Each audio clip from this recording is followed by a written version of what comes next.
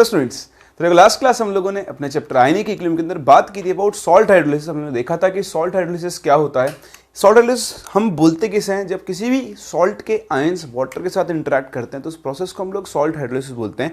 Last class हम लोगों ने उन सॉल्ट्स के हाइड्रोलिसिस की बात की थी जो कि एक मोनोप्रोटिक एसिड और मोनोप्रोटिक बेस के रिएक्शन से बनते हैं। हमने चार मेन तरह के सॉल्ट्स देखे थे। उनमें पहला सॉल्ट था salt of strong acid strong base, दूसरा था strong acid weak base, third था वीक एसिड स्ट्रॉन्ग बेस, और जो फोर्थ कैटेगरी होती है वो होती है वीक एसिड वीक बेस। अभी तक हम लोगों ने बात की फर्स्ट तीन टाइप के सॉल्ट्स के हाइड्रोलिसिस की, जहां हमने देखा कि जब आपके पास जो स्ट्रॉन्ग एसिड और स्ट्रॉन्ग बेस का सॉल्ट होता है हम उसका हाइड्रोलिसिस कंसीडर नहीं करते। उसके सोल्यूशन की pH 7 होती है, वो एक न्यूट्रल सोल्यूशन फॉर्म करता है। वही हमने वीक एसिड स्ट्रॉन्ग बेस और स्ट्रॉन्ग एसिड वीक बेस के सॉल्ट के लिए हाइड्रोलिसिस सीखा, उनके फॉर्मूले सीखे और उसके ऊपर बेस्ड हम लोगों ने न्यूमेरिकल भी सॉल्व किया। अभी हम फॉर्मूलेस को वापस से समराइज करेंगे, रिवाइज करेंगे, लेकिन उससे पहले हम लोग डिस्कस कर लें hydrolysis of salt of weak acid and weak base. तो सबको दिख रहा है कि वीक एसिड वीक बेस दोनों ही प्रेजेंट है। तो इस तरह के सॉल्ट का एग्जाम्पल हो गया जैसे CH3COONH4 या फिर NH4CN या फिर RNH2CN। ऐसे कोई भी जो आपके सॉल्ट्स होंगे जिनमें अमोनिया या उसके डेरिवेटिव हो और एक वीक एसिड हो तो उन्हें हम किस कैटेगरी के अंदर काउंट करेंगे? Salts of weak acid and weak base. सही है। चलिए दूसरी चीज आप मुझे बताओ, जैसे मैं एग्जांपल CH3CONH4 का ही ले लेता हूं। तो अगर हम CH3COONH4 में देखें तो कैटायन और एनायन हम लोगों ने सीखा है कि हम एक वीक पार्ट का ही हाइड्रोलिसिस कंसीडर करते हैं। तो आप मुझे बताओ, यहां पर तो कैटायन भी वीक पार्ट वाला है, यानी कैटायन भी वीक बेस से आ रहा है और एनायन भी वीक एसिड से आ रहा है। इसका मतलब यहां पर यहां पर कैटायन और एनायन दोनों का हाइड्रोलिसिस होगा। तो सबसे इंपॉर्टेंट चीज है वो आप यहां पर लिखें कि both cation and anion will undergo hydrolysis. तो अभी तक आपने देखा जब हमारे पास सॉल्ट होता है स्ट्रॉन्ग एसिड और वीक बेस का, स्ट्रॉन्ग एसिड वीक बेस, तो सिर्फ कैटायन का हाइड्रोलिसिस होता था। सॉल्ट हुआ वीक एसिड स्ट्रॉन्ग बेस का तो सिर्फ एनायन का हाइड्रोलिसिस होता था। यहां पर आपके कैटायन और एनायन दोनों का क्या होगा? हाइड्रोलिसिस होगा। तो हम चाहे तो इनकी रिएक्शंस को अलग अलग लिख सकते हैं। देखें CH3COO- एक्वस प्लस ये वाटर से इंटरेक्ट करेगा H2O लिक्विड। बताओ क्या बनाएगा? CH3COOH aqueous plus OH- aqueous. ये तो ही एनायन के हाइड्रोलिसिस की रिएक्शन। ऐसे ही देखें आप कैटायन के हाइड्रोलिसिस की रिएक्शन लिख सकते हैं। बताओ कैटायन के हाइड्रोलिसिस की रिएक्शन क्या बनेगी? ये बनेगी H2O लिक्विड गिव्स क्या बनाएगा? बताओ NH4OH एक्वस प्लस साथ में क्या बनाएगा? H plus aqueous. वो तो बनाएगा, ठीक है। लेकिन हम क्या करते हैं, इन दोनों को अलग अलग नहीं लिखकर एक साथ लिखेंगे। वो भी हम लोग देख लेते हैं कैसे लिखेंगे। बट आप ध्यान दें, इस समय मैंने आपको सिखाया है। बताओ इस रिएक्शन का जो हाइड्रोलिसिस कांस्टेंट होता है क्या हम उसे KW/K लिखते हैं? है ना, कॉन्जुगेट बेस की रिएक्शन हो गई, सीखा था हम लास्ट क्लास। बताओ इस रिएक्शन का इक्विलिब्रियम कांस्टेंट हम क्या लिखेंगे? इसको हम लिखेंगे KW/Kb। मैं क्यों लिख रहा हूं? क्योंकि अभी ये हमारे थोड़ी देर में काम में आने वाला है। कोई डाउट यहां तक नहीं है ना? चलिए, बहुत ही अच्छा, डाउट नहीं है। तो अब आप देखें एक चीज, यहां पर कैटायन और एनायन दोनों का हाइड्रोलिसिस होगा। जैसा हमने देखा कैटायन और एनायन अलग अलग हैं तो दोनों की डिग्री ऑफ हाइड्रोलिसिस भी क्या होगी? अलग अलग होगी। इसका एक्सटेंट ऑफ हाइड्रोलिसिस कुछ और होगा, इसका एक्सटेंट ऑफ हाइड्रोलिसिस क्या होगा? कुछ और होगा। तो हम यहां पर एक अजम्पशन पर काम करते हैं। किस पर काम करते हैं? एक अजम्पशन पर। अजम्पशन क्या है कि हम कैटायन और एनायन दोनों की डिग्री ऑफ हाइड्रोलिसिस को क्या मानकर चलते हैं? सेम। अगर हम अलग अलग कर देंगे तो कैलकुलेशन बहुत कॉम्प्लिकेट हो जाएगी। तो उसको सिंप्लीफाई करने के लिए हम यहाँ पर एक अजम्पशन लेकर चलते हैं कि वीक एसिड और वीक बेस के सॉल्ट्स के लिए हम दोनों की डिग्री ऑफ हाइड्रोलिसिस को क्या लेकर चलते हैं? सेम। यानी इसकी डिग्री ऑफ हाइड्रोलिसिस अगर H है, तो इसकी डिग्री ऑफ हाइड्रोलिसिस भी क्या होगी? H होगी। ये तो है बेसिक्स। चलिए अब मूव करते हैं कैलकुलेशंस की तरफ। जैसा मैंने आपको बताया कि हम कैटायन एनायन दोनों का हाइड्रोलिसिस कंसीडर करते हैं।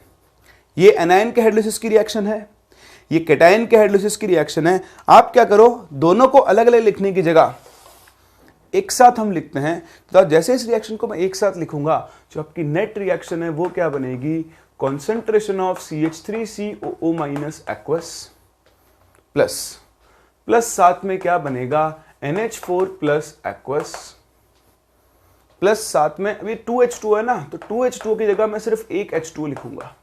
रीजन अभी आपके सामने आ जाएगा। देखो ये H plus plus OH minus, इसको मिलाकर H2 लिख लूँ ना, तो H2 से H2 कैंसिल हो जाएगा और आपकी ये नेट रिएक्शन बन जाएगी। या तो आप ऐसा लिख सकते हो, या फिर चाहो तो आप यहाँ पर एक रिएक्शन और लिख लो, H plus plus OH minus changes to H2O, ठीक है ना। तो जब ये लिख लेते हैं, चलो ऐसे नहीं समझ में आएगा आपको, थर्ड रिएक्शन और ऐड कर दो यहाँ पर। मुझे क्या है, देखो एक H2O है तो आप एक रिएक्शन और ऐड कर दो यहाँ पर, H2O liquid changes to H plus aqueous plus OH minus aqueous. ये दो H2 में से मुझे एक H2O कम करना है, तो उसके लिए मैं इस रिएक्शन का इक्विलिब्रियम कांस्टेंट Kw लिखूंगा। अब आप इन दोनों को तो ऐड करो और इस रिएक्शन को यहाँ से सब्ट्रैक्ट कर दो।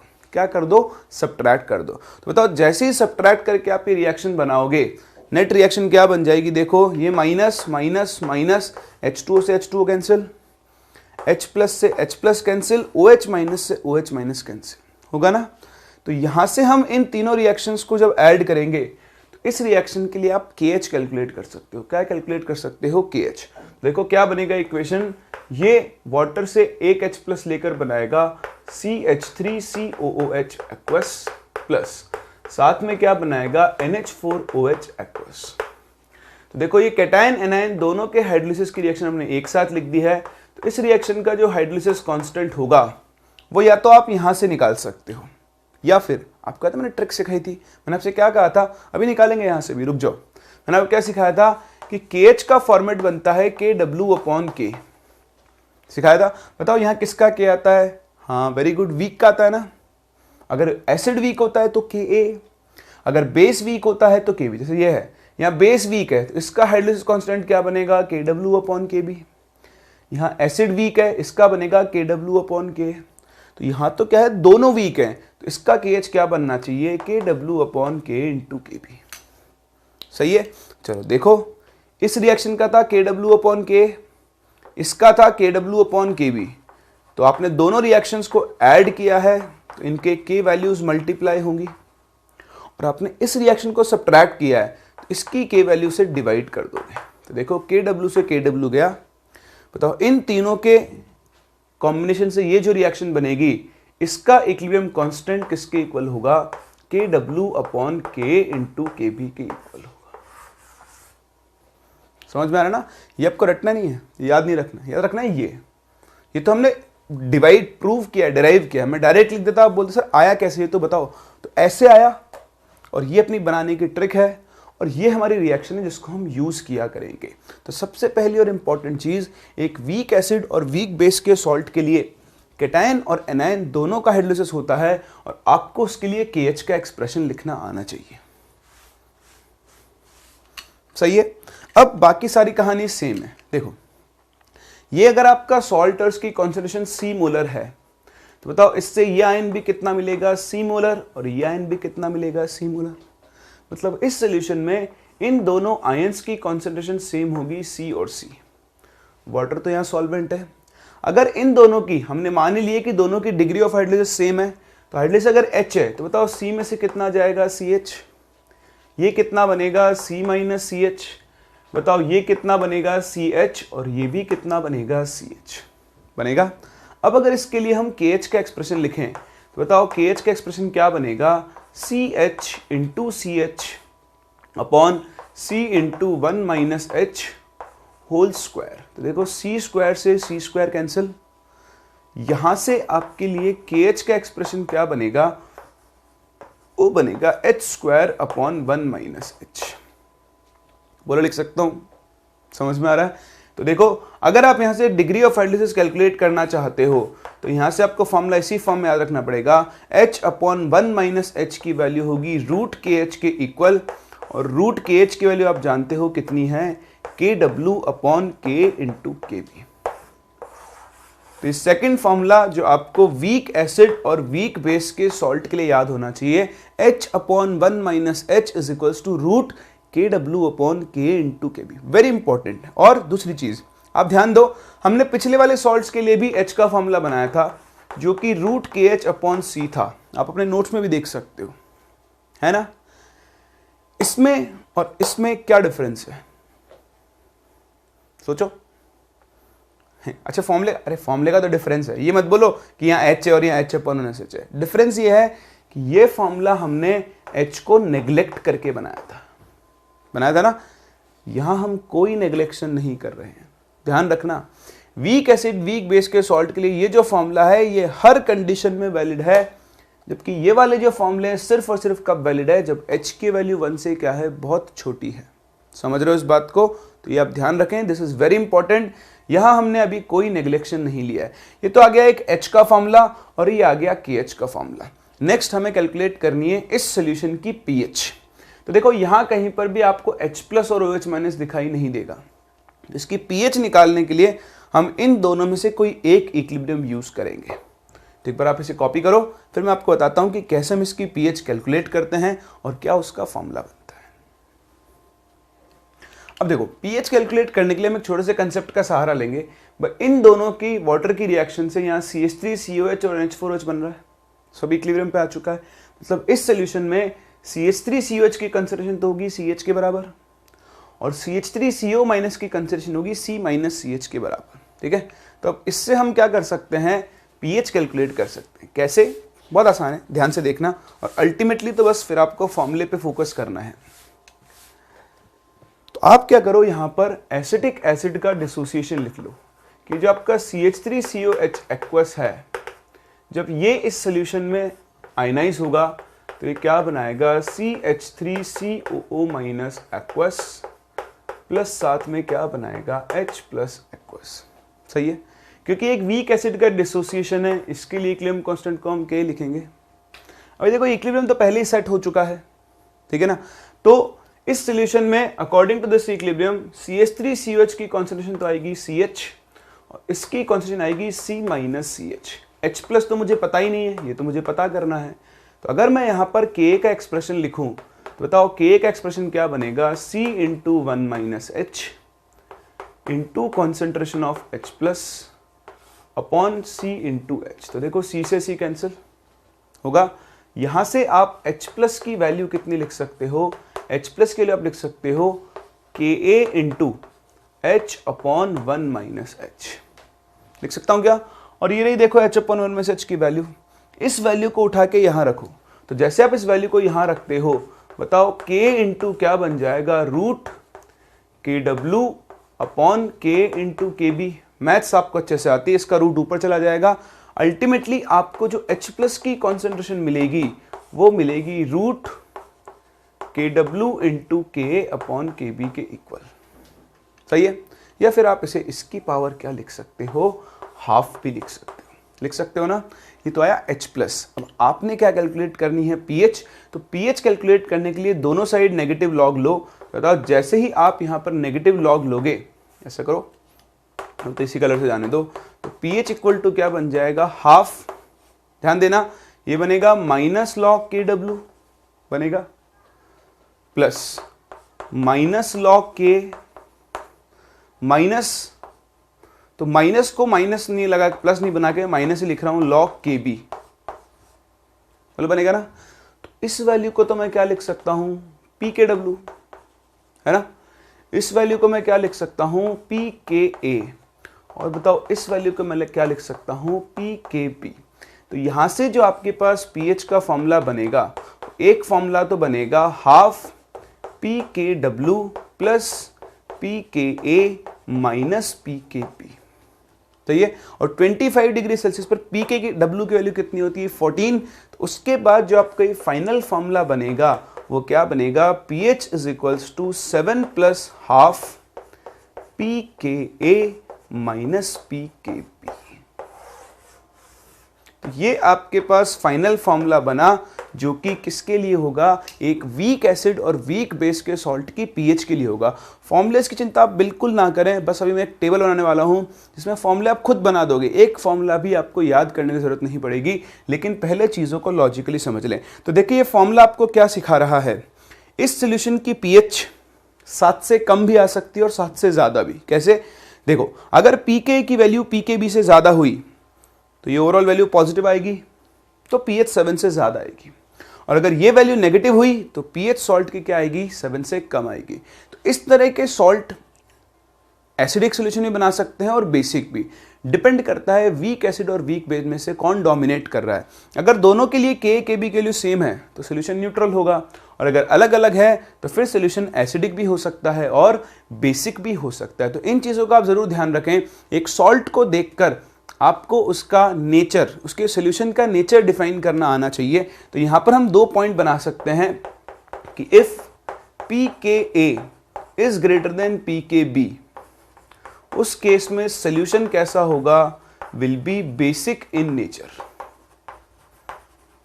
अब आप ध्यान दें, पीके कैसे बनता है, नेगेटिव लॉग लेके, तो अगर पीके पीकेबी से बड़ा है इसका मतलब के केबी से छोटा होगा, मतलब यहां कौन डोमिनेट कर रहा होगा, वीक बेस, इसीलिए सोल्यूशन कैसा है, नेचर में बेसिक।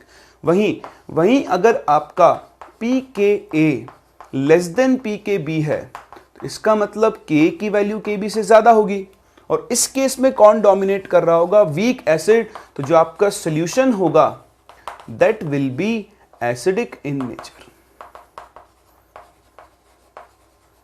सही है, तो ये हुआ आपका formula for the hydrolysis of salt of a weak acid and weak base. Copy करें। अब मैं आपको सारे फॉर्मूले एक साथ बनाना सिखाता हूं और फिर हम इनके ऊपर डिफरेंट वेराइटीज ऑफ न्यूमेरिकल करते हैं, देखते हैं क्या क्या चीज़ें हैं जो आपको सॉल्ट हाइड्रोलिसिस के अंदर यहाँ पे सीखनी होती है। तो मैं जो टेबल बनाने वाला हूँ वो बहुत बहुत बहुत इंपॉर्टेंट है, कॉपी करें। तो सबसे पहले तो समराइज करते हैं हमने जो भी आज के लेक्चर में और पिछले लेक्चर में पढ़ा था। मैंने जो आपको बार बार बोल रहा हूँ कि फॉर्मूले आपको रटने की ज़रूरत नहीं पड़ेगी, क्योंकि मेरे पास आपके लिए एक ऐसा तरीका है जिससे आप इन फॉर्मूलेस को कभी भी बना सकते हो, लेकिन बस आपको तरीके पे थोड़ा सा फोकस करना होगा। बहुत आसान है, बहुत आसान है। देखें, हम एक टेबल बनाने वाले हैं, ये इस टेबल का फॉर्मेट है, तो आप भी ये 4x5 की एक टेबल बना लें। यहाँ पर हम सबसे ऊपर तो देखने वाले हैं सॉल्ट, कि जो आपके पास सॉल्ट का टाइप है, फिर हम बात करेंगे उसके लिए KH की, फिर हम बात करेंगे डिग्री ऑफ हाइड्रोलिसिस H की, और लास्ट में हम कैलकुलेट करेंगे उस सोल्यूशन की pH, यानी उसका फॉर्मूला हम लोग देखेंगे। तो जो आपने पहला टाइप ऑफ सॉल्ट देखा है वो सॉल्ट है salt of strong acid plus strong base. Example जैसे आपका हो गया NaCl, जैसे हो गया NaNO3 एटसेट्रा, ये सब आपके salt of strong acid plus strong base के एग्जाम्पल्स हैं। अब आप देखें, मैंने बताया था salt acid strong acid strong base, ठीक है। ना तो यहाँ कैटायन का हाइड्रोलिसिस होगा, ना यहाँ एनायन का हाइड्रोलिसिस होगा, किसी का भी हाइड्रोलिसिस नहीं होगा, तो इसके लिए KH का कोई सिग्निफिकेंस नहीं है। डिग्री ऑफ हाइड्रोलिसिस डिफाइंड नहीं होगी, बस क्या होगी, pH। हाँ, ऐसे सोल्यूशन का, ऐसे सॉल्ट्स का सोल्यूशन हमेशा कैसा होता है, न्यूट्रल, और इसकी pH कितनी बनी रहेगी, 7। तो एक स्ट्रॉन्ग एसिड स्ट्रॉन्ग बेस के सॉल्ट का सोल्यूशन हमेशा हमेशा कैसा होता है, न्यूट्रल होता है। चलिए मूव करते हैं सेकंड कैटेगरी के ऊपर। जो सेकंड कैटेगरी थी वो थे हमारे पास salt of let's say strong acid plus weak base. नहीं, ऑर्डर से कोई लेना देना नहीं, कैसे भी लिख लो, आपकी इच्छा है। Strong acid weak base example बताओ, जैसे NH4Cl, जैसे RNH2Cl एटसेट्रा होगा। अब देखें, salt of strong acid weak base से बताओ किसका हाइड्रोलिसिस होगा। हाँ, वेरी गुड, कैटायन का हाइड्रोलिसिस होगा ना, क्योंकि यहाँ तो कैटायन ही वीक बेस से आ रहा होगा। तो इस तरह के केसेस में कैटायनिक हाइड्रोलिसिस होता है। बताओ KH की वैल्यू, तो कैसा मैंने आपको सिखाया कि KH की वैल्यू का जो फॉर्मेट बनता है वो बनता है KW/K। हाँ, और K किसका आता है, वीक बेस का, तो इसके लिए KW/Kb। ऐसे ही H की वैल्यू का फॉर्मेट बनता है रूट KW/K/C, या फिर ऐसा याद रख लो H इक्वल टू जाएगा रूट KH/C, तो KW/ वीक वाले का K आएगा, यानी KB/C।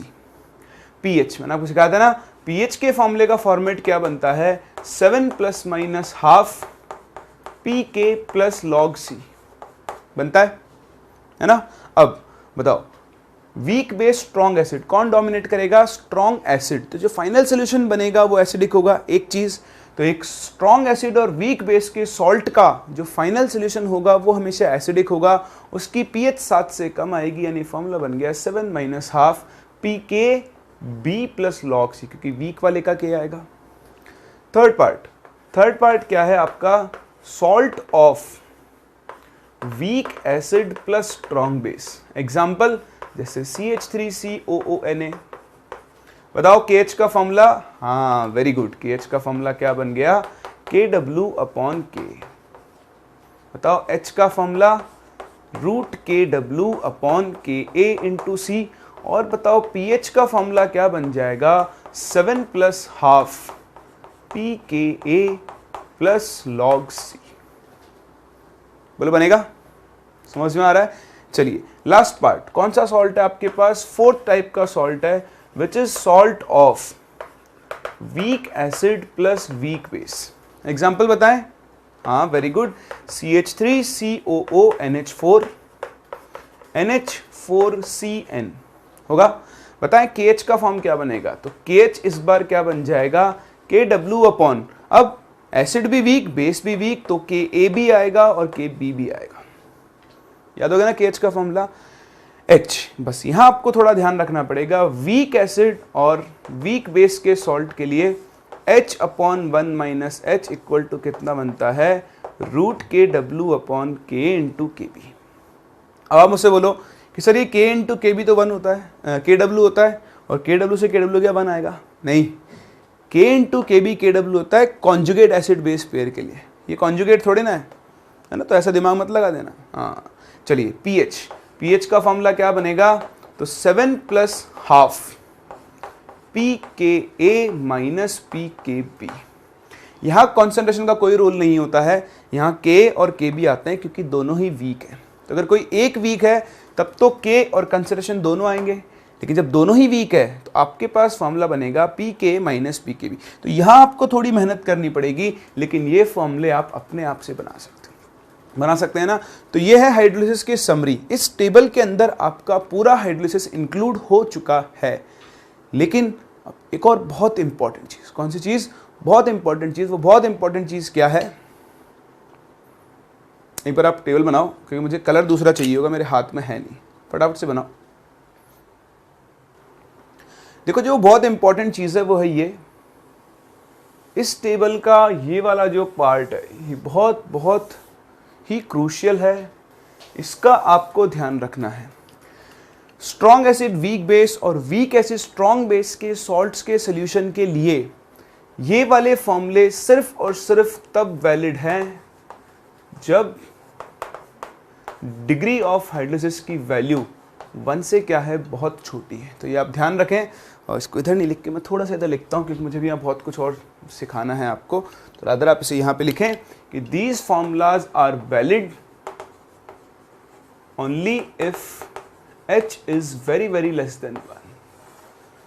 तो कभी भी आप ये फॉर्मूले लगाएं तो सबसे पहले H की वैल्यू चेक कर लें साइड में ले जाके। अगर H की वैल्यू 5% से कम है, या कुछ केसेस में 10% से भी कम है, तो 5% ही लेके चलो अब तक क्राइटेरिया। 5% से कम है तो हम ये दोनों फॉर्मूले अप्लाई करेंगे, और अगर नहीं है तो फिर आप ये यूज़ नहीं करोगे। फिर जो मैंने आपको लॉजिकल मेथड सिखाया वहाँ से आप क्वाड्रेटिक को सॉल्व करेंगे। समझ रहे हैं? चलिए एक चीज़, अब इसके रिगार्डिंग कुछ इंपॉर्टेंट पॉइंट्स, तो आप ध्यान से देखें इंपॉर्टेंट पॉइंट्स क्या क्या हैं। पहला important point, for salt of weak acid plus strong base और weak base plus strong acid. तो वीक एसिड स्ट्रॉन्ग बेस और वीक बेस स्ट्रॉन्ग एसिड दोनों तरह के सॉल्ट के लिए जो H है, H बताओ वो H किसके प्रोपोर्शनल है? √C। देखो √C के इन्वर्सली प्रोपोर्शनल है ना। इसका मतलब क्या हुआ? इसका मतलब ये हुआ कि डिग्री ऑफ हाइड्रोलिसिस क्या होगी? कंसंट्रेशन के साथ वेरी करेगी। अगर कंसंट्रेशन बढ़ेगी तो डिग्री ऑफ हाइड्रोलिसिस कम होगी, कंसंट्रेशन कम होगी तो डिग्री ऑफ हाइड्रोलिसिस क्या होगी? इंक्रीज होगी। दैट इज डिग्री, ये लिखने की जरूरत नहीं है, आप तो इसी पॉइंट पे फोकस करें कि एक वीक एसिड और स्ट्रॉन्ग बेस हो या फिर वीक बेस और स्ट्रॉन्ग एसिड हो, तो डिग्री ऑफ हाइड्रोलिसिस कंसंट्रेशन के रूट के इन्वर्सली प्रोपोर्शनल होती है। यानी दो अलग अलग कॉन्सेंट्रेशंस पर आप यहां डिग्री ऑफ हाइड्रोलिसिस को कंपेयर कर सकते हो। बस द कंडीशन इज दोनों ही कंसंट्रेशन पर H नेग्लिजिबल होना चाहिए, क्योंकि ये वैलिड ही तब है जब H नेग्लिजिबल है। अगर नेग्लिजिबल नहीं हुआ, मान लो आपने कैलकुलेट किया और डिग्री ऑफ हाइड्रोलिसिस की वैल्यू आ रही है 20%, तो फिर वो आप वैलिडेट नहीं करवा सकते उसको, वही 10% से कम आपकी आनी चाहिए, है ना। चलिए अगला पार्ट, दूसरी एक और बहुत ही इंपॉर्टेंट चीज ध्यान दें। H की वैल्यू और किस पर डिपेंड कर रही है, root KW upon KB into C weak base strong acid के लिए, और H की वैल्यू क्या बन रही है, root KW upon K into C weak acid strong base के सॉल्ट के। अभी मैं सारी बातें इस ऑरेंज बॉक्स के लिए कर रहा हूं। अब आप देखो, एक एसिड के लिए KB जितना कम होगा वो उतना ही ज्यादा, सॉरी बेस के लिए, एक बेस के लिए KB जितना कम होगा वो उतना ही ज्यादा वीक होगा, और वो जितना ज्यादा वीक होगा उसके लिए H की वैल्यू क्या आएगी, उतनी ही ज्यादा आएगी ना। सेम चीज यहाँ, एक एसिड के लिए K जितना कम होगा वो उतना ही ज्यादा वीक, तो उसकी डिग्री ऑफ हाइड्रोलिसिस क्या होगी, उतनी ही ज्यादा। तो आप ध्यान रखें, बहुत इंपॉर्टेंट है, एक एसिड या बेस जितना ज्यादा वीक होता है उसका हाइड्रोलिसिस क्या होगा, उतना ही ज्यादा फेवर करेगा। एक सॉल्ट जो बन रहा है उसका वीक पार्ट जिस एसिड या बेस से आ रहा है वो जितना ज्यादा वीक होगा उसके सॉल्ट की डिग्री ऑफ हाइड्रोलिसिस क्या होगी, उतनी ही हाई होगी। This is very very very important point. यहाँ पे आप लिखें कि वीकर इज एन एसिड और base, higher will be the degree of hydrolysis of its corresponding salt। एक एसिड या बेस जितना ज़्यादा वीक होगा, फॉर एग्जाम्पल, तो मैं एग्जाम्पल देता हूँ आपको एक, जैसे मेरे पास एक एसिड तो है CH3COOH, ठीक है, इसका K मैंने आपको दिया 10⁻⁻5, और एक एसिड है HCN, इसका K मान लो 10⁻8, ऐसे वैल्यूज दे रहा हूँ, है ना, कंसंट्रेशन दोनों की सेम रखी है हमने। अब इससे एक सॉल्ट बना विच इज CH3COONA, और इससे एक सॉल्ट बना विच इज NaCN, ठीक है, तो वीक एसिड स्ट्रॉन्ग बेस का सॉल्ट हो गया ना। बताओ किसका हाइड्रोलिसिस होगा, एनायन का होगा। तो मैं ये पूछना चाहता हूं कि बताओ इन दोनों में से, इस सॉल्ट में से और इस सॉल्ट में से किसकी डिग्री ऑफ हाइड्रोलिसिस ज्यादा होगी। हाँ, किसकी होगी, HCN की। क्यों, क्योंकि HCN एक ज्यादा वीक एसिड है, तो एक एसिड जितना ज्यादा वीक होगा उसकी K वैल्यू उतनी ही कम, उसकी K वैल्यू जितनी कम उसकी डिग्री ऑफ हाइड्रोलिसिस क्या होगी, उतनी ही ज्यादा। तो जो वीक एसिड है उसके आयन की डिग्री ऑफ हाइड्रोलिसिस क्या होगी, हमेशा ज्यादा, यानी degree of hydrolysis of NaCN will be greater than degree of hydrolysis of CH3COONA। इस पर कई बार आपसे थ्योरेटिकल क्वेश्चंस पूछे जा सकते हैं, इस चीज का आप जरूर ध्यान रखें, वरना आप इसमें मिस्टेक कर सकते हैं। एक चीज, दूसरी चीज, अब जिसकी डिग्री ऑफ हाइड्रोलिसिस जितनी ज्यादा होगी उससे OH माइनस आयंस भी उतने ज्यादा बनेंगे। भाई देखो, ऐसे मैं यहां लिखता हूं इस रिएक्शन को कि अगर मैं CH3COO माइनस, या यहां लिख लेते हैं, चलो, अगर मैं CH3COO माइनस का हाइड्रोलिसिस लिखूं तो रिएक्शन क्या बनेगी, CH3COOH प्लस OH माइनस, सही ना। अगर मैं CN माइनस का हाइड्रोलिसिस लिखूं तो रिएक्शन क्या बनेगी, ये बनेगी HCN प्लस OH माइनस, सही है। अब अगर CN माइनस की डिग्री ऑफ हाइड्रोलिसिस ज्यादा है तो ये रिएक्शन ज्यादा फॉरवर्ड आएगी, इससे OH माइनस भी क्या बनेगा, ज्यादा। तो इसका मतलब जो NaCN होगा उसके सॉल्यूशन की pH बताओ किससे ज्यादा होगी, pH ऑफ CH3COONA। तो अगेन आप, ये तो एक तरीका है, बहुत सारे तरीके इसको बताने के। जो वीक एसिड होगा उसके सॉल्ट की pH भी क्या होगी, दूसरे वाले से ज्यादा होगी। वो आप यहां से देख सकते हो, वो आप यहां से भी देख सकते हो। CH3CONA NaCN डोमिनेट तो कौन करेगा, स्ट्रॉन्ग बेस। अब क्योंकि ये ज्यादा वीक एसिड है तो ऑब्वियसली इसकी वजह से इसका इफेक्ट कम होगा, तो बेस इस पे बहुत ज़्यादा डोमिनेट करेगा, इसके सोल्यूशन की पीएच क्या आएगी, ज़्यादा। या फिर आप यहाँ से देख सकते हो pH is equals to 7 + ½ pKa + log C। जिस एसिड का K कम होगा उसका pK ज़्यादा आएगा, और pK जितना ज़्यादा आएगा सोल्यूशन की pH भी क्या आएगी, उतनी ही ज़्यादा आएगी। जैसे कई तरह के क्वेश्चंस आपसे पूछते हैं, आपको 2 सॉल्ट्स की डिग्री ऑफ हाइड्रोलिसिस दे देगा, तो आप क्या बोलोगे, जिसकी डिग्री ऑफ हाइड्रोलिसिस ज़्यादा है उसका करस्पॉन्डिंग एसिड या बेस ज़्यादा वीक होगा, ठीक। या फिर आपको सॉल्ट के सॉल्यूशंस की पीएच दे देगा और डिग्री ऑफ हाइड्रोलिसिस कंपेयर करवा लेगा, है ना। तो अगर आप एसिड के केस में हो तो जिस सॉल्यूशन की पीएच ज़्यादा होगी उसका एसिड ज़्यादा वीक होगा, अगर उसका एसिड ज़्यादा वीक होगा तो उसकी डिग्री ऑफ हाइड्रोलिसिस भी क्या होगी, और ज़्यादा होगी। तो हम क्वेश्चंस के थ्रू समझेंगे, तब मैं आपको दोबारा रिकॉल करवाऊंगा। लेकिन ये ध्यान रखें 2 पॉइंट्स इस ऑरेंज टेबल के लिए बहुत बहुत बहुत इंपॉर्टेंट है। एक, ये सारे फॉर्मूले सिर्फ कब वैलिड है, जब H लेस देन 1 है। दूसरा, H कंसंट्रेशन पर डिपेंड करता है। और तीसरा, एसिड या बेस जितना ज़्यादा वीक होगा उसके करस्पॉन्डिंग सॉल्ट की डिग्री ऑफ हाइड्रोलिसिस क्या होगी, उतनी ही ज़्यादा होगी। समझ में आ गया। चलिए, इस ऑरेंज बॉक्स के बाद अभी भी इसमें एक और बहुत इंपॉर्टेंट चीज़ है जो कि इस ब्लू बॉक्स के अंदर समाई है। किसके अंदर समाई है, ब्लू बॉक्स। हाँ जी, ये 2 कलर्स मुझे इसीलिए चाहिए थे। ध्यान दें, ये दोनों फॉर्मूले सिर्फ तब वैलिड हैं जब H less than very very less than 1 है, लेकिन ये फॉर्मूला हमेशा वैलिड है। इस फॉर्मूले पे कोई रेस्ट्रिक्शन नहीं है। यहाँ डिग्री ऑफ हाइड्रोलिसिस आपको चेक करने की जरूरत नहीं कि वो लेस देन 1 होगी या फिर नहीं होगी। बात नंबर 1। बात नंबर 2 क्या है, बात नंबर 2? बात नंबर 2 भाई साहब ये है कि आपने कॉपी कर लिया होगा, कर लिया ना।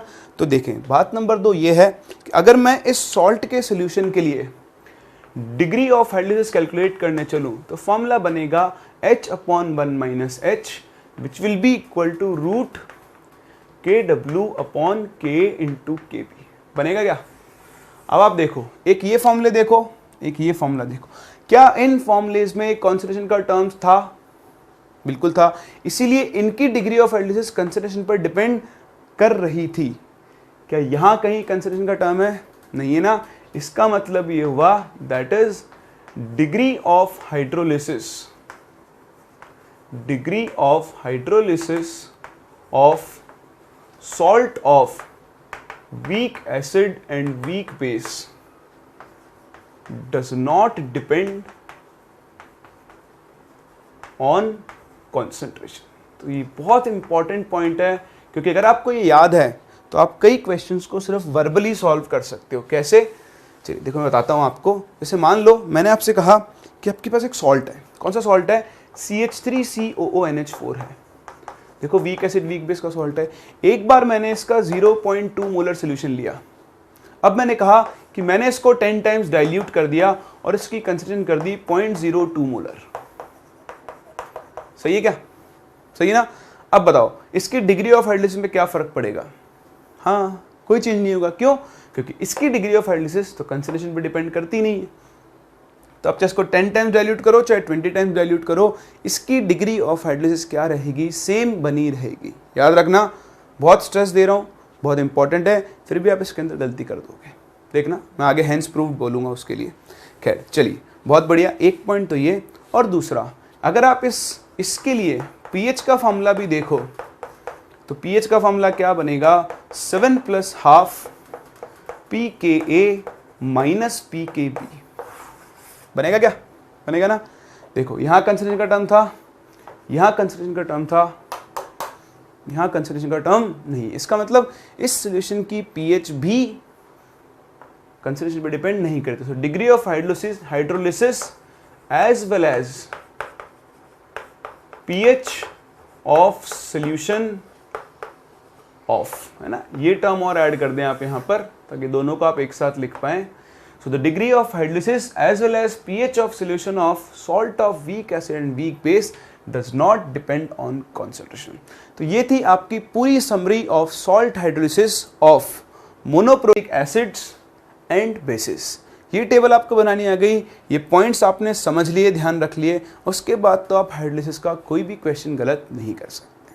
सही है? कॉपी करें। चलिए, तो अब सब कुछ सीखने पढ़ने के बाद हम शुरू करते हैं क्वेश्चन के साथ, चलते हैं बैटलफील्ड में और देखते हैं कि कैसे कैसे क्वेश्चंस आपसे हेड लिस्ट पे पूछे जा सकते हैं और परफेक्ट होते हैं उन क्वेश्चंस के प्रैक्टिस के थ्रू। चलिए स्टार्ट करते हैं पहले क्वेश्चन के साथ। तो पहले बैटलफील्ड की सफाई तो कर लें, कचरा बहुत इकट्ठा हो गया मैदान में। मैं इसको साफ करता हूँ और आप इस क्वेश्चन को साफ करो।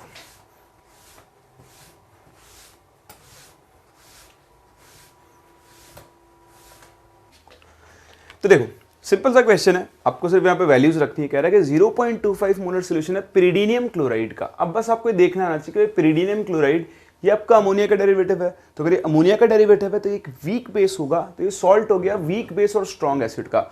अब बताओ वीक बेस और स्ट्रॉन्ग एसिड के सॉल्ट के लिए पीएच का फॉर्मूला क्या बनता है भाई? Week base strong acid dominate करेगा तो 7 minus half PKB plus log C बनता है ना। बस बनता है तो रखो वैल्यूज और सॉल्व करो। बताओ पीएच कितनी है 2.75 is equals to 7 minus half PKB plus log C। बताओ C की वैल्यू कितनी है 0.25 को मैं 1/4 लिख सकता हूँ, सही ना। चलिए सॉल्व करें आगे। तो सॉल्व करें तो देखो आप क्या करो, इस टर्म को इधर ले आओ, इस टर्म को इधर ले आओ। तो हाफ ऑफ PKB है ना प्लस log 4 को मैं माइनस log 4 लिख रहा हूँ, 1/4 को लिखूंगा, लिख सकता हूँ ना। और 7 में से 2.75 गया तो ये बचेगा 4.25 है ना। 7 में से 2.75 गया तो ये 4.25 बचेगा। इसको इंटू 2 कर दो तो देखो PKB माइनस log 4 हो गया 2 log 2 that is 0.6 is equals, इसको 2 से मल्टीप्लाई करो तो ये आपको 8.5 मिलेगा। इस टर्म को इधर भेज दो तो PKB की वैल्यू बन गई 9.1 है ना। अब ये तो PKB आया है, आपको क्या निकालना है KB। तो KB निकालने के लिए आपको इसको एंटी लॉग लेना पड़ेगा, यानी ये बन जाएगा 10 टू द पावर माइनस 9.1 बनेगा। अब आप क्या करो 10 टू द पावर माइनस 9.1, मैंने आपको सॉल्व भी करना सिखाया था और कहा था कि आगे कैलकुलेशन में करेंगे। तो कभी भी आपके पास 10 की ऐसी पावर बन जाए तो आप क्या करो माइनस 9.1 को आप 10 to the power minus 10 plus 0.9 लिख दो। लिख सकता हूं क्या? देखो वापस से माइनस 9.1 बन जाएगा। अब दोनों पावर्स को सेपरेट कर दो तो ये बन जाएगा 10 to the power 0.9 into 10 to the power minus 10 बनेगा। तो देखो 10 टू द पावर 1 बनता है 10, तो 10 टू द पावर 0.9 क्या होगा 10 से छोटा होगा, तो वैल्यू अप्रोक्सीमेटली 8 के आसपास आएगी। और KB की वैल्यू आपको कितनी मिलेगी 8 into 10 to the power minus 10। सही है। तो ये आपके इस क्वेश्चन का आंसर होगा। लेकिन अब एक बात यहां पर देखने की ये है कि ठीक है हमने फॉर्मूला लगा दिया और हमने अपना आंसर भी निकाल लिया, लेकिन हमने एक चीज़ पे ध्यान नहीं दिया। हमें हमेशा ये चेक करना चाहिए कि जो आपकी KB की वैल्यू आ रही है वो आपके फॉर्मूले के अकॉर्डेंस में है या नहीं। मतलब ये कि मैंने आपसे कहा था कि ये फॉर्मूला सिर्फ और सिर्फ कब वैलिड है जब H की वैल्यू 1 से क्या होगी बहुत कम होगी। तो देखो KB की वैल्यू बहुत कम आ रही है ना। अब अगर KB की वैल्यू बहुत कम आ रही है तो आपको एक बार KH की वैल्यू भी चेक करनी चाहिए, है ना। तो देखो यहां से KH का फॉर्मूला क्या बनेगा, KH इज इक्वल्स टू बनेगा KW अपॉन KB। तो KW होता है 10 to the power minus 14 upon KB की वैल्यू आ रही है 8 into 10 to the power minus 10। ठीक, तो 1/8 बन जाएगा 0.0625 के आसपास into 10 to the power minus 4 बनेगा ना। 1/4 होता है 0.25। हाँ ठीक है। तो आप देखो ये वैल्यू आ रही है 6.25 into 10 to the power minus 5। तो KH की वैल्यू छोटी आ रही है और आप यहाँ से H कैलकुलेट करो तो ये रूट KH अपॉन C से H भी आपका नेग्लिजिबल ही आएगा, कोई बहुत बड़ी वैल्यू नहीं आने वाली है, मतलब 5% से तो कम आएगी ही। मतलब हमारा ये जो हमने सोल्यूशन किया वो बिल्कुल सही है। वहीं अगर मान लो KB की वैल्यू यहाँ 8 into 10 to the power minus 12 आ जाती तो फिर ये सारी कहानी गलत हो जाती। क्यों? क्योंकि उस केस में H बड़ा आता। अगर बड़ा आता तो फिर ये हमारा फॉर्मूला वैलिड नहीं होता। फिर हमें यहाँ पे क्या करनी होती, क्वाड्रेटिक सॉल्व करनी होती। क्या सॉल्व करनी होती? क्वाड्रेटिक। कैसे सॉल्व करनी होती? आसान है, उसमें कोई बड़ा काम नहीं करना होता। बस इस बार आपको रिएक्शंस लिखनी होंगी like this NH plus plus H2O, ये क्या बनाता C5H5NH2 प्लस OH माइनस। फिर आप ये रिएक्शन लिखते हैं ऐसे, ठीक है। इसकी कॉन्स्टेंट लिखते हैं आप 0.25, तो 0.25 में से गया 0.25H, ये बनता 0.25H और ये भी बनता 0.25H। वीक बेस है तो यहाँ पर KH की वैल्यू क्या बनती, KW/KB। तो फिर आप KH is equals to KW/KB is equals to 0.25H² upon 1 - H। यहाँ से अपना क्वाड्रेटिक सॉल्व करते, उस क्वाड्रेटिक को सॉल्व करके H की वैल्यू निकालते और फिर H के लिए यहाँ रख के आप POH और POH से क्या कैलकुलेट करते, pH। समझ रहे हैं कंसेप्ट को? तो 90% टाइम्स तो आपके यही फॉर्म काम में आएगा, लेकिन 10% क्वेश्चंस में आपको यहाँ पर भी फोकस करना पड़ सकता है। इसलिए ध्यान रखें कभी भी, ये क्या है आयनिक में छोटी सी चीज़ें हैं, यही परेशान कर देती है लोगों को। तो आपको मैं सिखा रहा हूँ, आप इसे अपनी आदत बनाओ। एक बार आपने इस फॉर्मूले को यूज कर अपना आंसर निकाला तो एक बार चेक करो कि जो आपका आंसर आया है क्या वो हमारे अजम्पशन को फॉलो कर रहा है। कर रहा है तो वेल एंड गुड है, वरना आपको अपने आप पता लग जाएगा कि आपने जो सोल्यूशन लिखा है वो गलत है। सही है? समझ में आई बात आपको? चलिए समझ में आइए तो मूव करते हैं अपने अगले क्वेश्चन पे। ये देखें इसका आंसर है 8 × 10⁻⁻10 और ये हमारा अगला क्वेश्चन जो मैंने आपको एक कंसेप्ट सिखाया था उसी के ऊपर बेस्ड है।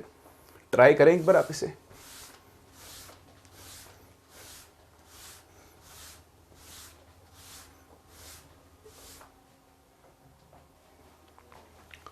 चलिए हो गया। देखिए इस क्वेश्चन के आंसर है अपना ऑप्शन नंबर ए और ऑप्शन नंबर सी। ये भी एक टाइप और कैटेगरी ऑफ क्वेश्चन है जो आपसे सॉल्ट हाइड्रोलिसिस के अंदर पूछे जाते हैं। देखिए कह रहा है के वैल्यू दी हुई है 3 एसिड्स के लिए, एक HA, इसका के दिया हुआ है 10⁻⁻5, एक है HB, इसका के दिया हुआ है 10⁻⁻7 और एक है HD जिसका के आपको दिया हुआ है 10⁻⁻9। सही है ना? अब आपसे पूछ रहा है कि इनमें से क्या क्या करेक्ट होगा for the aqueous solution of NaA। देखो हम एसिड की बात नहीं कर रहे हैं, इस एसिड के सॉल्ट की बात कर रहे हैं, इस एसिड के भी सॉल्ट की बात कर रहे हैं और इस एसिड के भी सॉल्ट की बात कर रहे हैं। तो ये आप मुझे के वैल्यू देखकर बताओ इन तीनों में से सबसे स्ट्रॉन्ग एसिड कौन है? सही है, HA है, तो ये इन तीनों में सबसे स्ट्रॉन्गेस्ट है और ये HD क्या है, इन सब में वीकेस्ट है। ठीक, तो या तो मैंने आपको तरीके सिखाया, मैंने आपको जो थ्योरी सिखाई वो याद है, नहीं याद है तो कोई बात नहीं, हमारे पास नॉर्मल तरीका है। आप देखो ये सॉल्ट है स्ट्रॉन्ग एसिड, स्ट्रॉन्ग बेस और एक वीक एसिड का, तीनों ही सेम टाइप के सॉल्ट है, तो पक्का है कि तीनों का सोल्यूशन बेसिक होने वाला है। अब इनमें से जो सबसे वीक एसिड होगा बेस उसी पे सबसे ज्यादा डोमिनेट करेगा, मतलब इस सोल्यूशन, ये वाला सोल्यूशन सबसे ज्यादा बेसिक होगा और अगर ये सबसे ज्यादा बेसिक होगा तो इसकी pH क्या होगी, सबसे ज्यादा। तो देखो अगर हम pH का ऑर्डर लिखने चलें तो pH ऑफ NaD सोल्यूशन सबसे ज्यादा होगी, उसके बाद नंबर किसका आएगा, NaB का, और उसके बाद नंबर किसका आएगा, NaA का। एक चीज तो ये सही ना? तो देखो answer pH of NaB will be greater than pH of Na, ये सही है। pH of NaD will be less than, ये तो गलत है। NaD की pH NaB से भी ज्यादा होगी, तो एक ए ऑप्शन सही। दूसरा ये मैंने आपको बताया था डिग्री ऑफ हाइड्रोलिसिस, एक एसिड जितना ज्यादा वीक होगा उसके सॉल्ट की डिग्री ऑफ हाइड्रोलिसिस क्या होगी, उतनी ही ज्यादा होगी। NaD सॉरी, और फिर किसका नंबर आएगा, NaB, और सबसे लास्ट में कौन होगा, NaA होगा। तो सिंपल सा क्वेश्चन है, ये आप ध्यान रखें, ये बहुत इंपॉर्टेंट पार्ट्स हैं, यहाँ आप मिस्टेक कर सकते हैं तो बिल्कुल मत करना। कभी भी आपको नेचर से डिग्री ऑफ हाइड्रोलिसिस, KH, इन सब की वैल्यूज बतानी हो, एसिड बेस जितने ज़्यादा वीक होंगे उनके लिए KH और डिग्री ऑफ हाइड्रोलिसिस की वैल्यू क्या होगी, उतनी ही ज़्यादा होगी। चलिए मूव करते हैं अगले क्वेश्चन में। ये देखें एक और क्वेश्चन आपके लिए, calculate the pH of 10⁻³ molar sodium phenolate, और उसका के आपको दिया हुआ है ना। तो सोडियम फिनोलेट क्या हो गया भाई, फिनॉल से जो बना होगा, तो ये C6H5ONa, ये आपका एनायन सॉल्ट हो गया। तो इसमें आप देखो स्ट्रॉन्ग बेस वीक एसिड, इसका हाइड्रोलिसिस होगा तो ये सॉल्ट बन गया of weak acid plus strong base, base dominate करेगा। बताओ pH का फॉर्मूला क्या बनेगा, 7+½ आगे pKa minus log C, sorry pKa plus log C, बोलो बनेगा। रखें वैल्यूज 7+½ pKa, देखो इसका pK को 1 ही ले लो, तो pK की वैल्यू हो गई 10, प्लस log c, तो log c की वैल्यू कितनी है बताओ, 10 to the power -3 है ना। तो इस -3 को आगे ले आओ, तो 7 प्लस हाफ, बताओ 10 - 3 कितना बनेगा, 7 बनेगा ना। तो 7/2 कितना हो गया, 3.5। तो 10.5 के आसपास आपकी इसकी pH आ जानी चाहिए। सही है। तो क्या हुआ, 7 प्लस हाफ पी के लॉग से आपने लगाया, वैल्यूज रखी, pH 10.5 के आसपास आ रही। लेकिन मैंने आपको सिखाया, आपको हर बार चेक करना चाहिए कि क्या आपका formula in accordance with neglection है। तो हमने ये फॉर्मूला का अप्लाई करते हैं जब h की वैल्यू 1 से क्या होती है, बहुत छोटी होती है। सही बात है ना। चलिए तो देखते हैं क्या h के लिए बहुत छोटी है। तो इस सॉल्ट के लिए h का फॉर्मूला क्या बनेगा बताओ, √KW अपॉन K इंटू सी। तो √KW, बताओ KW कितना है इसके लिए, 10 to the power -14, वो तो होगा ही, अपॉन K की वैल्यू है 10 to the power -10 into C की वैल्यू है 10 to the power -3। तो ध्यान दें, ये ऊपर जाएगा ना।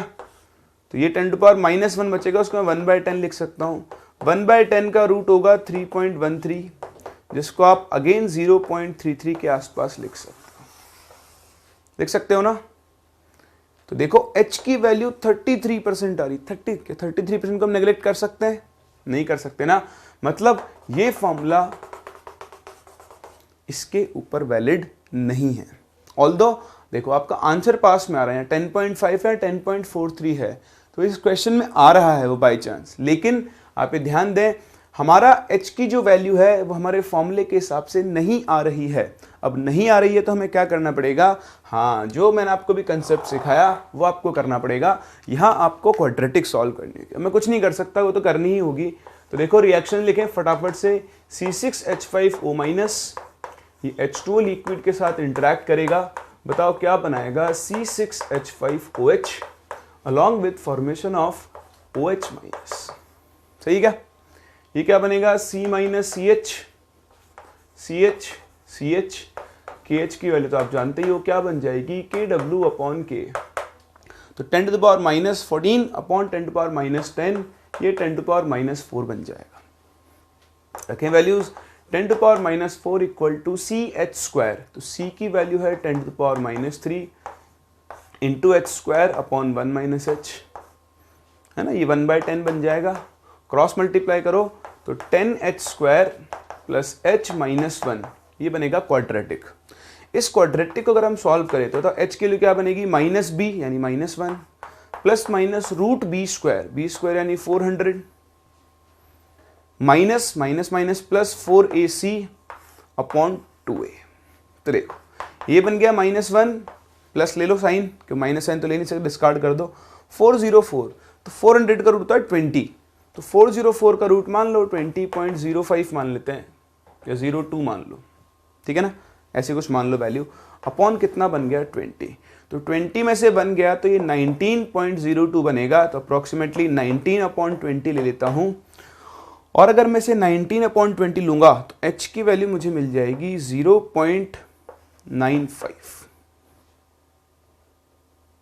सही है। तो आप देखो जहां हम h नेग्लेक्ट कर रहे थे, यहाँ h 95% के आसपास आ रहा है। अब अगर h आ गया तो आप यहां से निकालें OH-। बताओ OH- किसके इक्वल होगा, CH।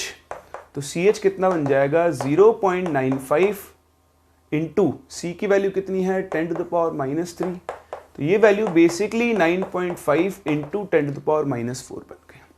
ये तो है OH-। तो आप एक काम करो, OH- से निकाल लो POH, कितनी बन जाएगी 4 - log 9.5।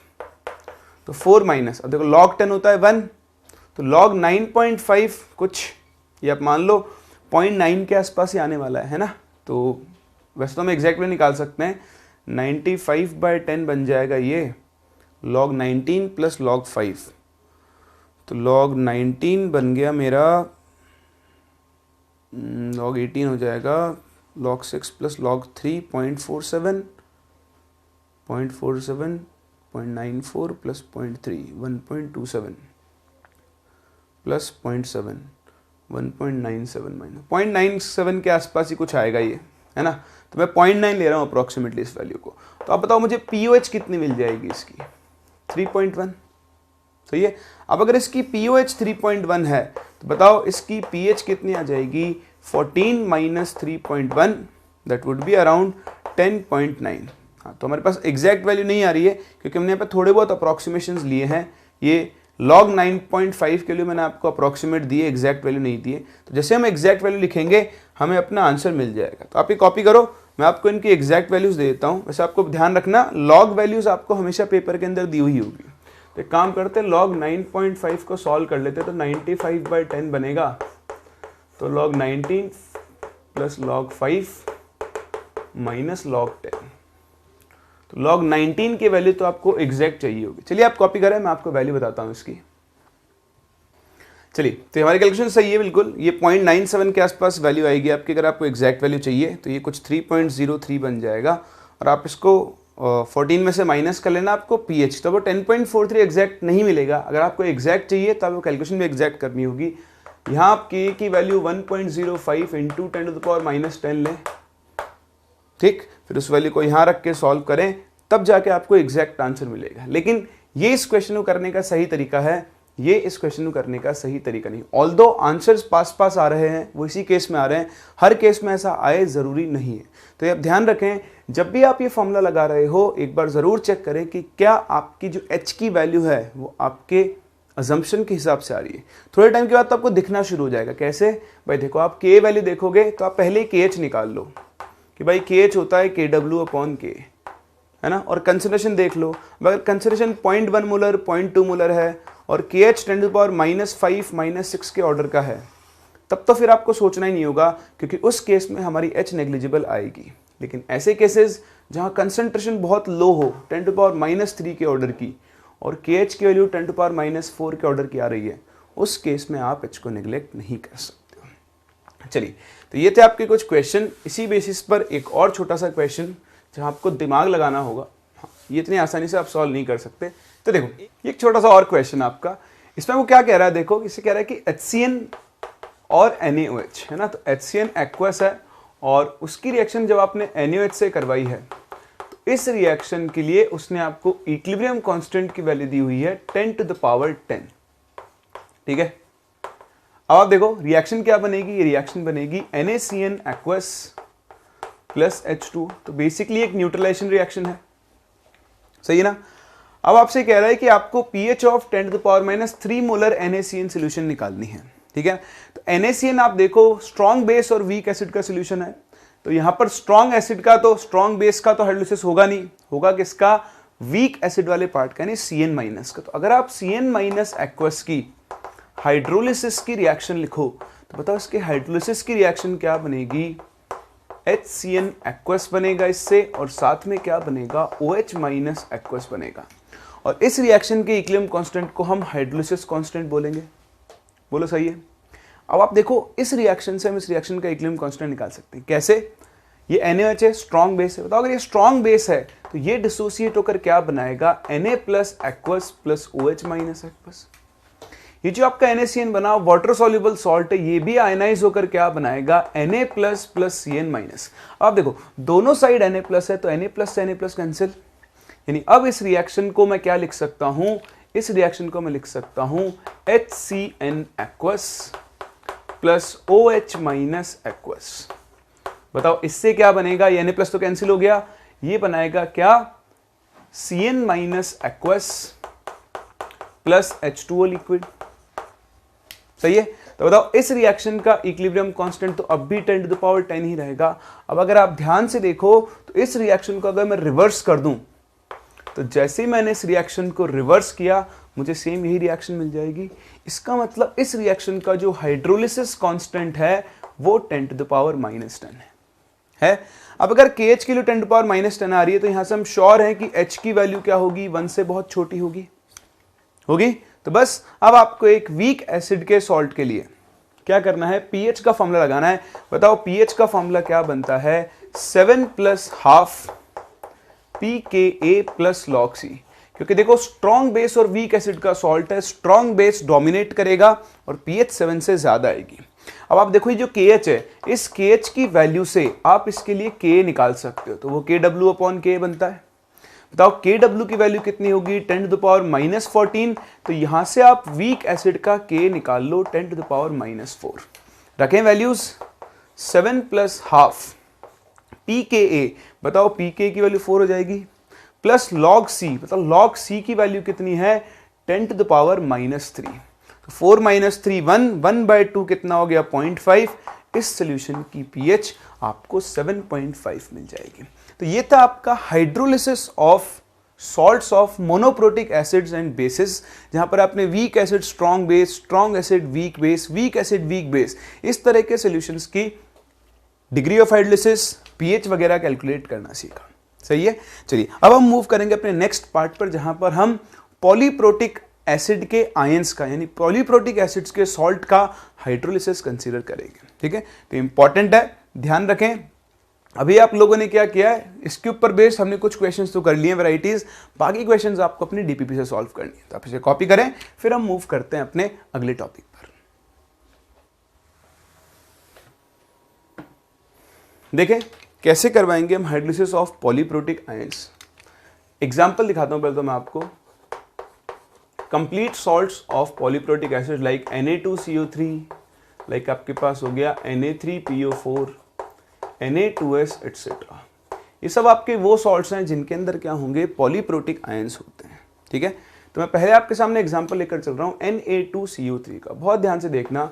मान लो मेरे पास एक सोल्यूशन है C मोलर ऑफ Na2CO3। तो सोडियम का सॉल्ट है, ये पानी में कंप्लीटली डिसॉल्व होगा, और बताओ डिसॉल्व होकर ये क्या बनाएगा 2Na plus aqueous plus CO3 2- aqueous. तो देखो इससे C मोलर से ये बनेगा 2C मोलर और ये बनेगा C मोलर। अब देखो ये तो स्ट्रॉन्ग पार्ट है, इसका तो हाइड्रोलिसिस होगा ही नहीं। बताओ हाइड्रोलिसिस किसका होगा, CO3 2- का हाइड्रोलिसिस होगा। किसका होगा, CO3 2- का यहां पर हाइड्रोलिसिस होगा। तो इसका हाइड्रोलिसिस अब आप क्या करोगे, देखो CO3 2- एक्वस। ध्यान दें, ये CO3 2- कहां से बना होगा, जब H2CO3 डिसोसिएट हुआ होगा। और ये मैंने आपको सिखाया है ये कितने पार्ट में डिसोसिएट होता है, 2 पार्ट में।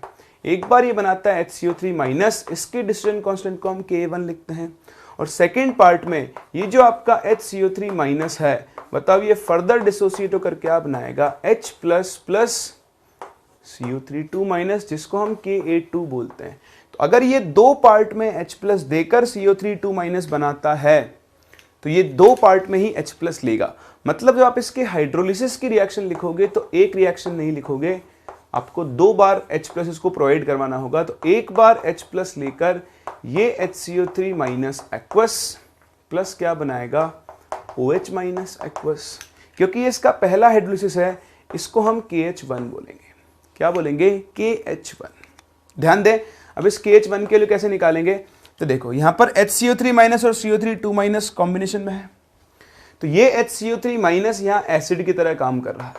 तो बताओ ये क्या हो जाएगा, इसका कॉन्जुगेट बेस होगा। यहां देखो हमने कॉन्जुगेट बेस की रिएक्शन ही लिखी है। बताओ कॉन्जुगेट एसिड बेस पेयर के लिए K × Kb किसके इक्वल होता है, Kw होता है ना। तो यहां पर जो आपका KH1 बनेगा उसकी वैल्यू Kw/Ka2 बनेगी। अभी मैं इसके लिए एक ट्रिक भी बना दूंगा, आपको हमेशा के लिए याद हो जाएगा, टेंशन ना लो। फिर क्या होगा अगले स्टेप में, फिर से जो HCO3- एक्वस बना, ये वाटर से एक और H प्लस लेगा और क्या बनाएगा H2CO3 एक्वस, है ना। बहुत ध्यान से समझें इसको, और OH- एक्वस। अब देखो कॉम्बिनेशन में कौन है, HCO3- और H2CO3।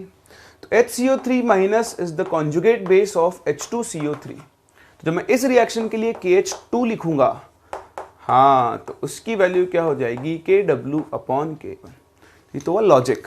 अब ट्रिक हमेशा उल्टा चलेगा। आपने यहां से शुरू किया ना, तो KH1 की वैल्यू Kw/Ka2 होगी और KH2 की वैल्यू Kw/Ka1 होगी। हमेशा पॉलीप्रोटिक के लिए हमेशा उल्टा चलता है। जैसे मैं आपको एग्जांपल दूं, H3PO4, तो मान लो आप Na3PO4 का हाइड्रोलिसिस लिख रहे हो, तो देखो इसमें आयन कौन सा होगा, PO4 3-। अब बताओ इस पे कितना चार्ज है 3-, तो ये 3 स्टेप में H प्लस लेगा। तो बताओ पहला स्टेप क्या बनेगा इसका, HPO4 2- प्लस OH-। इसको हम बोलेंगे KH1, सही है ना। फिर अगले स्टेप में जो आपका HPO4 2- एक्वस बना वो फिर से वाटर से इंटरेक्ट करेगा, क्या बनाएगा H2PO4- प्लस OH-, इसको हम लिखेंगे KH2। ऐसे ही जो H2PO4- बना वो फर्दर वाटर से इंटरेक्ट करेगा और क्या बनाएगा H3PO4 प्लस OH-। तो आप देखो ये KH3 हो गया। अब आपसे कोई पूछे कि भाई इसकी वैल्यू बताओ, तो आप उल्टा कर दो, मतलब KH1 की वैल्यू क्या हो जाएगी KW/K3, क्योंकि यहाँ इसका थर्ड डिसोसिएशन काम में आ रहा है। ये हो जाएगा KH2 KW/Ka2, और ये कितना बन जाएगा KW/Ka1। लिख सकते हो ना, तो सिंपल है। हमेशा आप तो रिवर्स कर दो, आपको KH1 KH2 KH3 तीनों की वैल्यूज मिल जाएगी। ये तो थियोरेटिकल बात एक। अब दूसरा, इनसे डील कैसे करते हैं, इनको सॉल्व कैसे करेंगे। तो याद है मैंने आपको पीएच ऑफ पॉलीप्रोटिक एसिड और बेस पढ़ाई थी ना, बस उसी का फंडा यूज करना है। एक बार आप चाहो तो रिवाइज भी कर लेना पहले, फिर उसके बाद इसको सॉल्व करना। देखो कुछ नहीं करना होता है, KH1 KH2 मिल जाए। अच्छा, मैं आपको इसके लिए ना K1 के लिए देता हूँ। ये हमने देखा था इसके लिए K1 मान लो 10⁻⁻5 के ऑर्डर का होता है, तो K2 जो है वो 10⁻11 के ऑर्डर का आएगा ना, आएगा। चलिए बहुत बढ़िया आएगा। अगर आपको K2 K1 के लिए पता है तो बताओ KH1 किस ऑर्डर का आएगा। तो देखो 10⁻14 अपॉन -11 10⁻3, या आप KH2 निकालो 10⁻14 अपॉन 10⁻5 10⁻9। कुछ दिख रहा है, क्या दिख रहा है, ये दिख रहा है कि जो आपका KH1 है उसकी वैल्यू हमेशा KH2 से क्या आएगी, ज्यादा। बोलो आएगी नहीं आएगी, आएगी ना। सो आपको बता दूं पॉलीप्रोटिक का हाइड्रोलिसिस वैसे जेई के सिलेबस में नहीं है, लेकिन क्योंकि एप्लीकेशन पार्ट है ये आपको आना चाहिए। अब हम एग्जैक्ट उसी सिचुएशन पे पहुंच चुके हैं जैसे हम पहले पॉलीप्रोटिक एसिड पे क्या लिखते थे कि K1 K2 से बहुत बड़ा है, वैसे हमने यहाँ प्रूव कर लिया है KH1 KH2 से बड़ा होगा और KH2 हमेशा किससे बड़ा होगा, KH3 से। और ये हमेशा होल्ड करेगा, क्यों, क्योंकि देखो KH1 और K2 रिलेटेड है। अब K2 अगर बहुत कम होगा तो ऑब्वियसली KH1 बहुत ज्यादा आएगा, K1 बहुत ज्यादा होता है इसलिए KH2 की वैल्यू क्या होगी, बहुत ज्यादा। तो आप यहाँ पे एक पॉइंट ऐड कर दें कि since K1 is much greater than K2 और K2 is much greater than K3, तो आपके KH के लिए ये ऑर्डर फॉलो करता है कि जो KH1 बनेगा वो KH2 से बहुत बड़ा होगा और KH2 KH3 से बहुत बड़ा होगा। तो ये इतना आपने समझ लिया, ये नेग्लेक्शन आपने समझ ली है। उसके बाद तो क्वेश्चन बिल्कुल वैसे सॉल्व करना है जैसे हम पॉलीप्रोटिक में करते थे। तो अब क्या करना है आपको, मान लो इसकी कॉन्सेंट्रेशन है C, ठीक है। तो ये C में से कितना गया X, ये कितना बनेगा X, ये कितना बनेगा X। ऐसा करो, ये यूज करते हैं। तो C में से गया X, ये बनेगा X, ये बनेगा X। फर्दर ये आगे काम में आ रहा है, तो बताओ X में से कितना गया Y, ये कितना बनेगा Y, ये भी कितना बनेगा Y। कुछ चेंज करना है, बिल्कुल OH minus X plus Y, HCO3 minus X minus Y, और ये बनेगा X प्लस Y। ये लिख लिया ना आपने। चलिए अब आप देखें, अभी मैं कैलकुलेशन नहीं करवा रहा हूँ, अभी मैं आपको सिर्फ लिखना सिखा रहा हूँ, कैलकुलेशन भी हम करेंगे। अभी तो आप देखते चलो, रिपीट हो रहा है जो हमने पढ़ा है वही। कहता हूँ आप इस रिएक्शन के लिए KH1 लिख सकते हो, तो KH1 कितना बनेगा X minus Y into X plus Y upon C minus X. और बताओ KH2 की वैल्यू कितनी बनेगी, y into X plus Y upon X minus Y. सही है। अब समय आ चुका है नेग्लेक्शन का। किसका, नेग्लेक्शन का। कैसे भाई, हम बोल रहे हैं कि KH1 की वैल्यू KH2 से क्या है, बहुत ज्यादा। इसका मतलब जो X डिसोसिएट होगा वो भी Y से क्या होगा, बहुत ज्यादा। तो हम X की वैल्यू को Y के रिस्पेक्ट में नेग्लेक्ट कर सकते हैं। X माइनस वाई को X लिख लेंगे और X प्लस वाई को भी हम क्या लिख सकते हैं, X लिख सकते हैं। जैसे हम नेग्लेक्शन लगाएंगे, देखो X माइनस वाई से X प्लस वाई कैंसिल, ये X और X। तो आपका जो KH1 का एक्सप्रेशन है वो बन जाएगा x square upon C minus X, और KH2 की वैल्यू क्या बन जाएगी, Y। तो देखें, अब अगर आपको OH माइनस चाहिए तो वो X प्लस वाई यानी अप्रोक्सीमेटली X के ही इक्वल आ जाएगा। तो यहां से आप निकालोगे X आया तो OH माइनस, और OH माइनस से आप POH निकाल सकते हो यूजिंग 14 माइनस POH। समझ रहे हो? तो इसमें कुछ भी स्पेशल नहीं है, सेम वही तरीका है जो हम फॉलो करते थे पॉलीप्रोटिक एसिड के लिए। चेंज सिर्फ इतना हो गया है कि वहां पर हम H2CO3 का डिसोसिएशन लिखते थे, ये वाला। ठीक, अब हम क्या कर रहे हैं, यहां पर इसके हाइड्रोलिसिस की रिएक्शन लिख रहे हैं। तो हाइड्रोलिसिस में आपको देखना है कि KH1 की वैल्यू KH2 से बहुत ज्यादा होगी और हम सेकंड डिसोसिएशन को फिर से क्या करेंगे, नेग्लेक्ट। तो आप देख सकते हो कैलकुलेशन में कोई डिफरेंस नहीं है, लेकिन फिर भी आओ मैं आपको एक छोटा सा होमवर्क दे रहा हूं। ये देखो, ये वैल्यूज आपको यूज करनी है। ठीक, क्या है, K1 की वैल्यू है 10⁻⁻5, K2 के लिए 10⁻11। ठीक है, आपके पास एक सोल्यूशन है 0.1 मोलर Na2CO3 का। आपको इस सोल्यूशन की pH निकालनी है। एग्जैक्ट सब कुछ यही है ना, जो हमने पढ़ा है। बस अब आपको क्या करना है, मैंने आपको वैल्यूज दे दी हैं, इन वैल्यूज से आप इस सोल्यूशन की pH कैलकुलेट करना। तो आप इस क्वेश्चन को ट्राई करें। नेक्स्ट क्लास हम यहां से आगे कंटिन्यू करें। एक बार आप इधर आ जाएं, ये सारा कॉपी कर लें। ठीक, दिख रहा है आपको यहां तक सब? चलिए, तो अब हम लोग आज यहीं तक कवर करते हैं। ये मैंने आपको सिर्फ अभी जानबूझकर सिर्फ थियोरेटिकली सिखा रहा हूं, और एक क्वेश्चन मैंने आपको खुद से करने को दिया है, which is of 0.1 molar Na2CO3। ठीक है ना, इसकी pH आपको कैलकुलेट करनी। आप इसे ट्राई करो। नेक्स्ट क्लास हम इसी क्वेश्चन से शुरू करेंगे और देखेंगे कि क्या हम इनको आराम से सॉल्व कर पाते हैं। तो मिलते हैं नेक्स्ट लेक्चर और यहां से आगे कंटिन्यू करते हैं।